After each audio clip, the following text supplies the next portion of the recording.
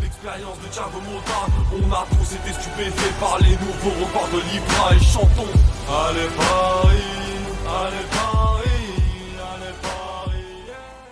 What's up guys, PSGINT here. Marseille versus Paris Saint-Germain is an upcoming game coming soon. But I wanted to dive a bit deeper into the history and what makes this game so great for both sets of fans, both Marseille and Paris Saint-Germain. So let's get straight into it. The game between Paris Saint-Germain and Olympique de Marseille is called Le Classique. Classique is the word term used from South America between two superpowers in football coming up against each other. We can see that in the Argentinian league, the Super Clásico between Boca Juniors and River Plate. We can see the El Clásico in Spain between Real Madrid and FC Barcelona, and El Classique, Le Classique, between these two great clubs. So, is it just a name, or does it actually have a background and a meaning? First game between these two sides was played in 1971, where Marseille came out victorious 4-2. PSG had only been existing for 1 year and were battling relegation that season. At that time, Marseille fans, they weren't scared of PSG. They didn't even take them as rivals. They were competing against Saint-Etienne and Bordeaux for all the titles. But that was to change soon. In 1993, Paris Saint-Germain was bought by Canal Plus and its owner Tapie. This was the turning point for Paris Saint-Germain. This was when they started winning games. This was when they started competing for trophies. In 1992, Marseille won the Champions League and the league, with PSG losing the important game against Marseille in the league and coming second. Marseille were then caught cheating, paying their fees, and it was a big scandal at the time. So Ligue 1 decided to rip Marseille off their Ligue 1 trophy, or wanted to give it to Paris Saint-Germain. Tapie, being a Canal Plus owner as well, didn't want to take it because he knew that a lot of Marseille supporters who are subscribed to Canal Plus, who watch the games, they were gonna be mad. So he said, no, I'm not gonna take it. So the 1992-93 Ligue 1 title hasn't been given out to any team, neither Marseille nor PSG. PSG were even qualified for the Champions League the season after, with Marseille not being able to play. But he didn't even let PSG participate in the Champions League. It was Monaco, who came third place, who got to play in the Champions League instead of both teams, thanks to the scandal and Tapie, Bernard Tapie. Marseille were relegated and to Ligue 2, lacking the necessary funds to continue among the elite. And with Marseille out of the picture, PSG would go on to claim 9 trophies during that decade. Most notably, they won their second league title in 1994 and their crowning glory, the 1995-96 UEFA Cup Winners' Cup, as you can see in the picture here. So it was a vacuum for PSG to start winning titles when Marseille went away and had to improve a lot to get back to their glory days. In the 90s and the 2000s, both teams weren't that successful, both in Europe and in France. Lyon was the dominant side, especially in the 2000s, winning 7 consecutive Ligue 1 trophies. But the games between Marseille and Paris Saint-Germain were always heated, as usual, even with them not competing for the trophies available for both of them. This was when it all changed. 2011, Nasser Al Khalifi buys Paris Saint-Germain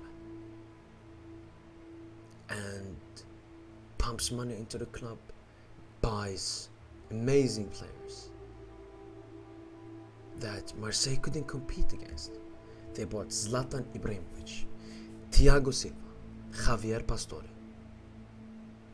Ezequiel Lavezzi, Thiago Motta, Maxwell, to name a few. No team in the league, and especially Marseille, could compete with this.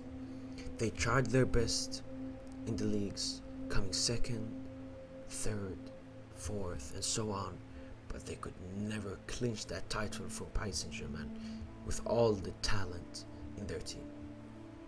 PSG then went on a 20-game unbeaten streak from 2012 until 2020, when the curse was finally broken by Marseille.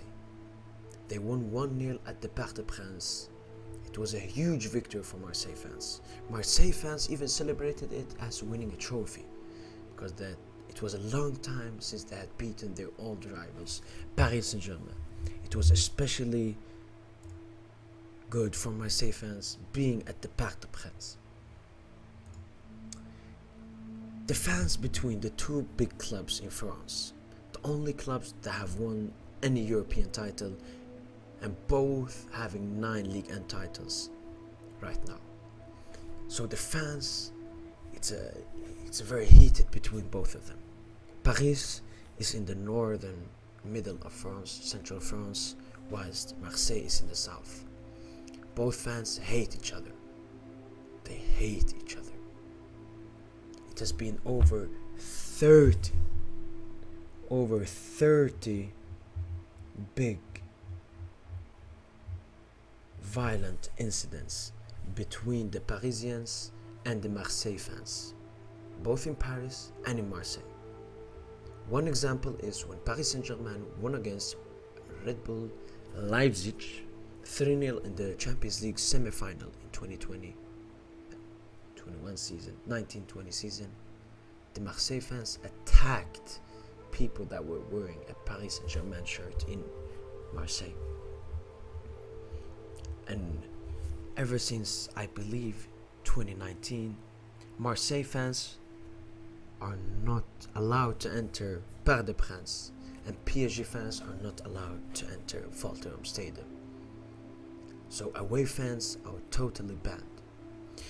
But it's not only heated between the fans, it's also extremely heated between the players on the field. A game between Paris Saint-Germain, the one that Marseille won 1-0, it ended with 19 cards, 14 yellow cards and 5 red cards. This just shows how big this game is for both clubs, how the players care, how the fans care. It's the biggest game in French football, and one of the biggest games in world football. The record between the two clubs is 100 games. Paris Saint-Germain come out victorious with 45 victories. Marseille have 33 victories and 22 draws between the two clubs. Paris Saint-Germain, with their 20-game unbeaten streak, got a lot of wins ahead of Marseille. In this time, they got 17. So if you remove all those 17 wins, or at least a lot of them, it's pretty tight between the two clubs. If Marseille hadn't been dipping this time, it would be in a much closer head-to-head record. The most appearances for players in the Classique is Steve Mandanda for Marseille, 30 appearances so far. And for Paris Saint-Germain, it's Sylviane Ormand with 18 appearances in the Classique. Next up, most goals scored in Le Classique. For Paris Saint-Germain, it's Zlatan Ibrahimovic. And for Marseille, it's Hervé Fleury. Zlatan scoring 11 goals, Hervé Fleury scoring 5. One interesting fact about Le Classique, there's never been a player who scored a hat-trick against the opposite side. Never. Dual teams. There have been 49 players that have played for both clubs, either moving directly from one to the other or playing for clubs in between. One example, George Weah. He played for both Paris Saint-Germain and Marseille in his twilight. There are only 2 players who have scored for both clubs in Le Classique, and that is Gabriel Heinz and Boubacar Sarr.